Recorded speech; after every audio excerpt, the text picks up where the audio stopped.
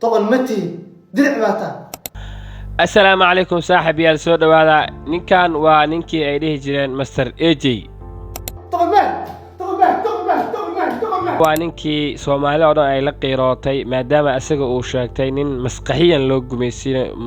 loo gumaysiinay in uu ahaa oo ugu borgaramay inaan doqonahay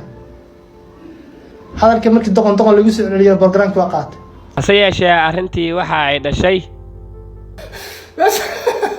meesha wadada ku dabsan gabadha soo fasal waxaan islahayn ninkan markii yaraa la gumaystay maskaxiyan loo gumaystay bal ha ka soo kabsado oo fiidiyoyaashiisii hore hala saaro waxa kaaga sii daran fiidiyowga asaga uu soo galiyay ee 1 milyan ee daawad xitaa barayfad ayuu galiyay oo qaybta hore uu uga hadlayay marka hal mid ayaa ka qaldan hadda aniga ra'yigay ka dhibto ninka waxa ka qaldan ciwaanka mawduuca asaga uu sameynaya butu talib waa uu khaldan yahay tusaale ahaan mawduucan camal sidee gabar suuqa aaday wadada loogu boobsiiyay haddana wuxuuna leeyahay maanta waxaan sameeynaa sidee ayaa istaag loogu ridi karaa gabar adeeg soo doonatay wuxuu sharxayaa gabdhaha markii la meersado sida wadada loogala bixi lahaa ama dhaqan xumo kale looga sameyn lahaa waa kan asagana sidee gabar hawada loogu cuno wata su'aal gabar marka hawada ku cunaysid marka koobaad waa mehersanaysaa marka mehersatid iyadoo aroos la gaarin baa dhaxal kala baxsan gabar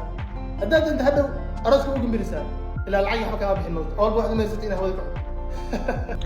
markana waa kan asagoo magaalada Muqdisho u soo doontay in uu caafimaad uu ka helo oo maskaxiisa uu ku dejiyo sidoo kalena meeshii dhibaatada loo geystay in uu ka soo hijroodo waliba asagoo xadiis xitaa uu soo dileeshanayo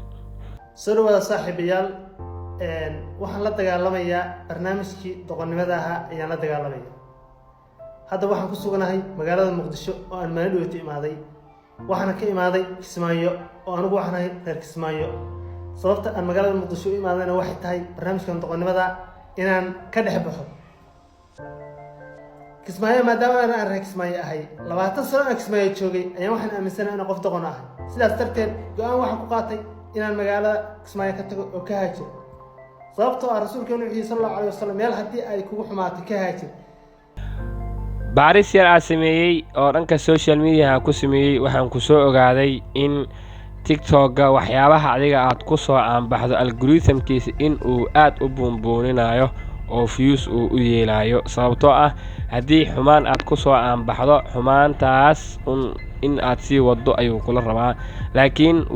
isbedel waa lagu sameyn karaa sida dhalinyaro badan oo hadda social media ku jirtoba iyaga ay isbedel u sameeyeen marka ninkan wuxuu sameeyay fiidiyoyaal kale normal uu soo duubay waa u qarx waayeen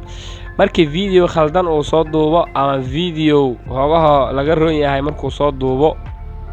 fiidiyo viral ayuu noqonaa taas oo ah dhibaatada ugu weyn ee hadda uu ninkan uu la kulmaayo tusaale ahaan haddii ciwaan ay ku xiran tahay 1 milyan oo qof aad soo jabsato ama aad soo qaadato oo adigoon lagu aqoonin aad iska soo duubto fiidiyo aad soo dhigto wax ku daawan doono malahan sababtoo ah ciwaankaas qofkii lagu bartay baa la daawanaa ma ogi qof kale la daawan maayo hadda baaristaas sameeya 100,000 200,000 500,000 ciwaan ay ku xiran tahay haddaad soo jabsatid ama xitaa aad ka soo dhex muuqatid adigoo keligaa wax ku daawana arki maysid sababtoo algorithm-ka TikTok wuxuu u shaqeeyaa qofkii meeshan iska lahaa waxyaabaha uu soo gudbiyay dadka badanaa ay ku xiran yihiin waxaasayna daawadaan tusaale ahaan marka ninkan badanaa wuxuu ku soo aanbaxay waxyaabaha hoogaho anshaxa ka baxsan oo dhaqanka ka baxsan marka waxyaabahaas markuu soo duubo unbay u qarxayaan laakiin haddii uu fiidiyoyaal kale normal duu sameeyo fiidiyoyaashiisa views zaa'id heli maayaan marka waxaa la rabay in uu sabro uu adkaysto niid cusub inuu doorto maadaama qof bini aadan caadi hadda uu iska dhigay oo isbedel badan uu sameeyay khaladaadkii hore ee isaga uu jiray maadaama uu xal uu u keenay oo dadka caadi inaan soo dhex galaan rabaa maadaama uu yiri waxaa la rabay ciwaan cusub inuu samaysto ciwaankaasna in uu ku adkaysto maalin walba in uu soo gudbiyo maadaama waagii hore laga bartay sidee saan loo sameeyaa sidee ri loo dilaa sidee naag saan loo yeelaa sidee qof maadaama barnaamijka lagu bartay haddana barnaamijka in uu bedelo oo uu sameeyo sidee waxaan u xalin karnaa sidee barnaamijyada ka soo qaban karnaa iyadoo aysan wixii dhibaato aysan bulshada ku keenin marka AJ arintiisa arin la fahmi karo ma ahan jid iyo jiha meel ay ujeed waa fahmi waayay videogan haddii aad ka heshay fadlan like saar sina share garay Facebook haddaa iga daawanaysadna follow iga soo dheh YouTube haddaa iga daawanaysadna subscribe isaar waxaan ahay Mr. Clementani oo heegan u ah xilli walba in uu soo gudbiyo update u dambeeyay social media. Assalaamu calaykum waraxmatullaahi wabarakaatuh.